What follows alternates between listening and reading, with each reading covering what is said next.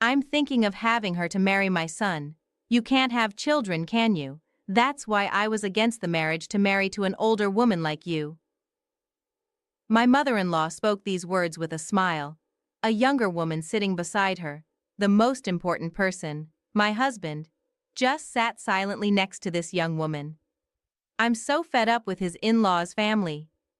I had left in a huff, but to my surprise, I regretted it immediately and sought to reconcile. Regret fills me as I ponder on the disastrous choice I made marrying into such a family. My name is Olivia, and I am 38 years old. I met my husband Sam, who was 8 years younger than me, through a friend's introduction. I hesitated to date him because of the age difference, but he passionately declared, "Age doesn't matter."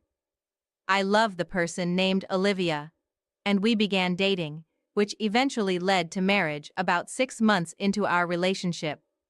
Considering my age and the possibility of marriage, he decided to introduce me to his parents.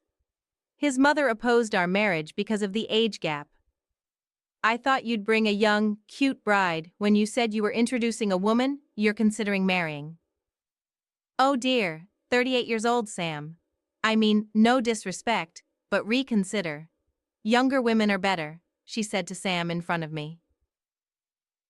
My father-in-law stepped in and said, "If Sam thinks it's good, then it's good, isn't it? Sorry about my wife's rude comments, Olivia." And we managed to obtain approval for our marriage. My father-in-law was a man who would diffuse the harsh words of my mother-in-law, giving the impression of a non-confrontational person. However, once we got married, he often turned a blind eye, which was disappointing. Sam's family was a well-known line of landowners in our small town, and my mother-in-law boasted about it endlessly, even though technically speaking, she was not a blood relative of the family. She had married into it, just like me. This is an affluent family, and Sam, being the golden boy, has a dreamy, otherworldly charm. The man I was with before Sam was very frugal, which was a struggle, so Sam's generous and easygoing attitude toward money is quite appealing. Although my mother-in-law grudgingly accepted our marriage after being told off by my father-in-law, she doesn't seem to bless it with pleasure. She continually shares her views on how a good wife should behave, which is exasperating. She has a strong presence among the local women and takes pride in being the representative of the Women's Association and being adored by everyone. She insisted I take time off on a weekday to introduce me to the association members. According to her, it's crucial to make a good impression on these people. She introduced me with a sense of satisfaction, but a few of them commented, "You're going to have a hard time too," implying that she wasn't as well liked as she claimed to be. Oh yes, I was also told to get a bridal checkup to confirm my ability to conceive. I can't deny that I was somewhat repulsed by the fact that it was my mother-in-law, not Sam, who ordered this, but honestly, I was also curious about whether I could become pregnant, so I agreed. Gynecological exams there are not a pleasant experience. Despite being services for women, I wish there was a way to have them without discomfort. Is it just me who finds the waiting time for the examination while seated on that chair incredibly torturous? Overcoming such pain, the results of my bridal health check were good. I felt relieved that the doctor's words, "You're fine, Sam," seemed to be worried deep down, and he looked relieved when I told him the results. Of course, I told my mother-in-law about the medical results. I thought that we could now celebrate our marriage happily. But then she said, "Good, you've passed the first hurdle." The first hurdle? What does that mean? I thought she would be happier. Could it be that she was hoping for a bad result? As I wondered how to respond, my mother-in-law made an unexpected proposal. "Once you get married, let's build a duplex and live together. You will be responsible for half the down payment and mortgage. You work in administration, right? Your salary is probably low, but you should be able to handle that if you've been working until this age. A duplex, living together, the down payment and mortgage on me." I was confused by this sudden barrage. I glanced at my husband sitting next to me, but he didn't seem to say anything. "Come on, help me out," I said. About living together, I haven't heard anything from Sam." Putting aside the fact that she had slighted my job, I had asked about the duplex and living together first. "You haven't heard?" "Oh, Sam must have thought it was too obvious to say such a thing. That's not good. We've always said that when Sam gets married, we'll have a house here and live together." I was chilled. Always? Is she saying that she brainwashed Sam by repeating it over and over? That's right. That's what I had in mind. What, I didn't hear about this? Why are you admitting it so easily? I'm sorry, but I wasn't aware of this matter. And I can't decide without discussing it with Sam, so could you hold off on it for now? Saying that, I left my in-laws' house. Later, when I confirmed with Sam, he said that after marriage, he was planning to build a duplex on his parents' property and live with them. I was angry that I hadn't been told, but he said, "Sorry, I forgot to tell you. I now think I should have decided not to get married." At this point, Sam is kind and handsome, and I thought that, given my age, I wouldn't be able to meet someone nice if I let him go. And I went down the wrong path. Now I would surely be furious that he brushed off the matter of living with his parents as "I forgot to tell you." But at the time, I was charmed by Sam saying, "I'm sorry." I must have been lured by the bait of marriage and had my head in the clouds. As a result, I ended up building a duplex as my mother-in-law wished, and I started married life by bearing half of the down payment and mortgage. Half a year after our marriage, I got pregnant. Just in case, I kept it a secret from my in-laws until I reached a stable period. I thought there might be a chance that something could go wrong. Once I was stable, I reported to my in-laws. Of course, they were overjoyed and were already discussing what to name the baby. They naturally expected it to be a boy, but we still didn't know the sex, so we can't say for sure. There is pressure, but it's nice to be able to make them happy. Taking precautions, I was suggested to quit my job. But since I'm helping out with my family's business, I have a somewhat flexible position. I decided to continue as long as I'm not overdoing it. My pregnancy was going smoothly, and I started to feel the long-awaited movements of the baby. The sensation of a tiny life stirring inside me is somewhat mysterious, yet filled with happiness. I am filled with gratitude for the joy of being born a woman and experiencing this joy. My husband Sam and my in-laws look forward to the baby's growth every time I go for a checkup, and I am eagerly waiting for the child's birth. I have a feeling that my relationship with my mother-in-law will significantly improve once this child is born. One day when I felt like every day was sparkling, I noticed that the baby's movements were getting weaker. I was consumed with a sense of indescribable anxiety and rushed to the hospital. The doctors told me something was wrong with the baby. Why? How? I was living my life as usual. What did I do wrong? Fear overcame me because of the risks. I was hospitalized right away. Despite the doctor's efforts, my child embarked on a journey to heaven. Just a few more months and I could have met my child. Why did it happen so suddenly? It was just yesterday when the baby was moving energetically inside me. Was it my fault? As I cried in sorrow, the words from my supportive husband hit me hard. "How long are you going to cry? It's over, isn't it? Crying won't bring the baby back. Stop crying." I was stunned. What was he saying? Our child had just passed away. Despite being surprised by this cold side of Sam I had never seen before, my shattered mental state left me no choice but to remain silent. Then came the day of my discharge from the hospital. Sam didn't come to pick me up. I mustered a smile and assured the nurses who were worried about me going home alone that I would be okay. When I arrived home by taxi, I was greeted by Sam, my mother-in-law, and an unfamiliar woman. "Welcome back. It's a shame, isn't it?" said my mother-in-law with a strange smile. "Yes," I responded, and took a seat on the living room couch as suggested. The seating arrangement was odd, with my mother-in-law and the woman sitting across from me on a bench, and Sam sitting next to them, not making any attempt to comfort me or make eye contact. Then, my mother-in-law spoke. "We've discussed this with Sam, but you can't have children anymore, can you? We don't need a daughter-in-law who can't produce an heir.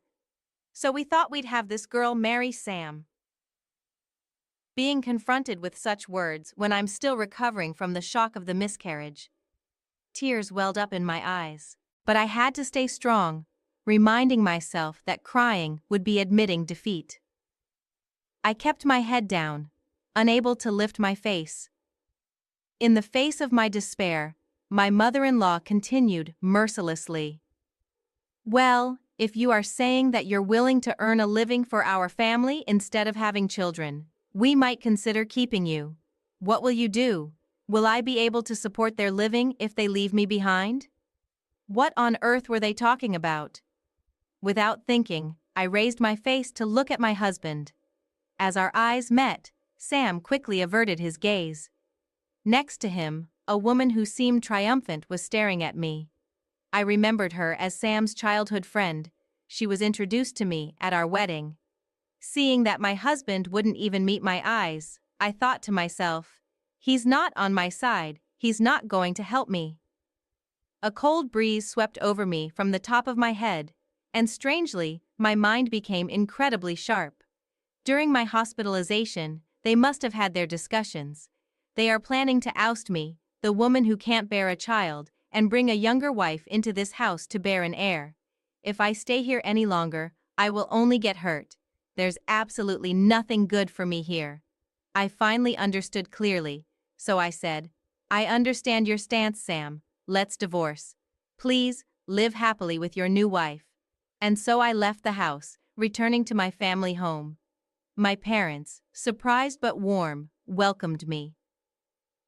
They were aware of my miscarriage, so they were outraged by the cruelty I had to face so soon after my discharge from the hospital. It was a relief to see a warm reaction after such a long time, and I ended up crying a lot that day. I fell asleep from crying, but the next day, my mother-in-law and husband, who had chased me out with such cruelty the day before, showed up at my family home. At first, my mother responded normally, but when she realized who they were, she refused to deal with them. Then they began incessantly ringing the doorbell, shouting, "We revoked the divorce, come back now." Actually, my family runs a barbecue restaurant. It is a renowned shop that handles a globally famous brand of beer. Many celebrities and athletes come to eat at this tasty place. However, my husband's family is an old, respectable family. They had a negative image of my family, thinking their family runs a barbecue restaurant. They had this old-fashioned belief that running a restaurant was a shady business, and thought our family background was poor. We had invited them to dine once before the marriage, but they declined, saying, "Beef we've always eaten at a designated place. Meat from other restaurants gives me heartburns, sorry." At the pre-wedding meeting, they indirectly belittled my family with remarks like, "Oh, you run a restaurant, don't you? Oh, from your parents' generation. Oh, I see, beef, huh? Respectable families don't engage in such business." I felt bad for my parents who raised me. My parents dismissed it with a laugh, saying, "There are people with such mindsets." On the day I left after the divorce, my husband and mother-in-law happened to see our restaurant being featured on TV. They had no interest until then, and considered my family lower than them.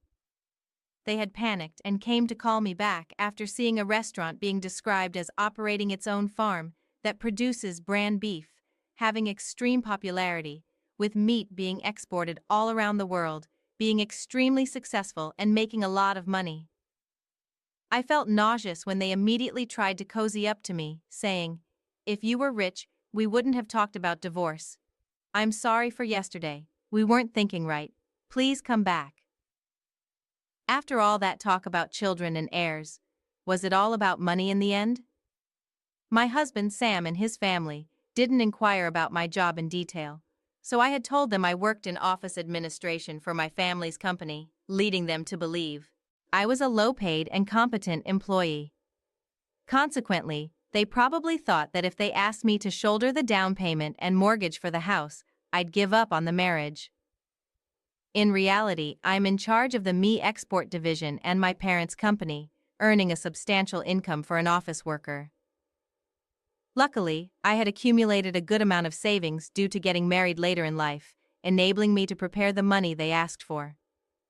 I am also a major shareholder in the company, and I hope to eventually take over my father's position to further grow the company. They had never shown even the slightest interest or asked me about this until it was highlighted on TV, changing their treatment of me overnight. They incessantly talked about wanting kids, but it turns out money was their primary concern. I am simply appalled by their shallowness. My father, who had been silently observing the situation, finally lost his temper and kicked Sam and his parents out.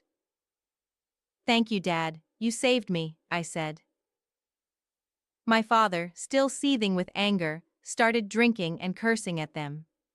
He had me explain everything from before the marriage, without holding back any details. Believing I wouldn't be able to handle this alone, my father promptly contacted a lawyer he knew, leading to a demand for damages, since I was unjustly evicted. We also asked for a reimbursement for the housing funds I had provided during our cohabitation. The claim was acknowledged, and it was decided that I would receive a refund for the expenses I covered. However, Sam alone couldn't repay the loan I'd taken on, so his family home had to be sold because they had built a luxurious house on a rural property just for show. Even after selling it, there was a considerable mortgage left that Sam and his parents would have to pay.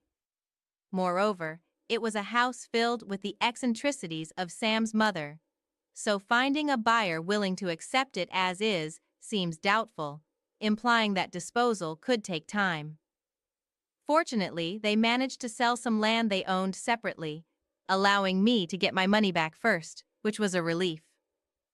At this point, I was glad I married into a landlord's family. Sam and his parents were forced to leave their beloved two-family home and now seem to be scraping by in a rented apartment, struggling to repay their loan. Oh, and about the woman who is planning to remarry Sam, who was a childhood friend. She was only interested because she thought she'd live in a large house, and that his family was wealthy. As soon as she found out that they were going to lose the house and still be in debt, she disappeared. I believe it was the right decision for her to run away, because if she had married him, she might have been forced to have a child and perhaps even made to work because of her young age. This area is still quite rural, so word spreads fast. For better or worse, gossip is quick to circulate, especially when it involves a well-known family like Sam's. People seem to be buzzing with interest, making comments like they treated her terribly and drove her out. They used to show off their big house, but now they're in debt and living in an apartment, having been abandoned by both the wife and potential new wife. Their family line will probably end with this generation. It's amazing to see how accurate the rumors are, and to wonder where and who saw all this. The power of a rural network is truly something to be reckoned with. So it seems like my bossy mother-in-law, who used to strut around like she owns the place, is now sneaking around even to do her shopping, concerned about other people's gazes. My parents told me, "We told you not to marry into a family that would insist on testing whether you could get pregnant before marriage, didn't we?" And shrugged off the whole situation. They even consoled me in a strange way, saying, "Oh, Olivia just rushed into marriage a bit, don't worry about it. It's fine if you stay home all the time." They try to be considerate in their own way. We had our share of troubles, being kicked out, going to court, but I can tell that they are happy to be able to live with their daughter again. I am grateful for my parents' warmth. It seemed as if I was just dreaming or seeing a nightmare about my married life, that I'm living freely now. I might have a divorce under my belt, but I'm still in my 30s. I haven't given up on marriage. Once things settle down, I plan to work hard to find a new partner. But, well, until I find the next right person, maybe I should spend a lot of time doing good things for my parents.